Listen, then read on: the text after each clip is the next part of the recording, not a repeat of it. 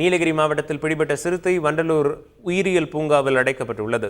பந்தலூர் பகுதியில் கடந்த 6 மாதங்களாக கால்நடைகளை வேட்டையாடி வந்த சிறுத்தை கடந்த 1 மாதத்தில் 6 பேரை தாக்கிய நிலையில் ஒரு பெண் குழந்தை உட்பட 2 பேர் உயிரிழந்தனர். அந்த சிறுத்தையை பிடிக்க கோரி பொதுமக்கள் போராட்டம் நடத்தியதை அடுத்து அம்புரோஸ் என்ற இடத்தில் முட்புதரில் பதுங்கியிருந்த சிறுத்தையை மருத்துவ குழுவினர் மயக்க ஊசி செலுத்தி பிடித்தனர். அந்த சிறுத்தை தற்போது வண்டலூர் உயிரியல் பூங்காவிற்கு கொண்டு செல்லப்பட்டு ஒரு அறையில் அடைத்து வைக்கப்பட்டுள்ளது. பந்தலூர் பகுதியில் மேலும் ஒரு சிறுத்தை இருப்பதாக கூறி வாக்குவாதத்தில் ஈடுபட்ட வடமாநில தொழிலாளர்களால் பரபரப்பு ஏற்பட்டது. நீலகிரி மாவட்டம் பந்தலூர் பகுதியில் சிறுத்தை தாக்கி சமீபத்தில் 3 வயது குழந்தை பலியான சம்பவம் அதிர்ச்சியை ஏற்படுத்தியது.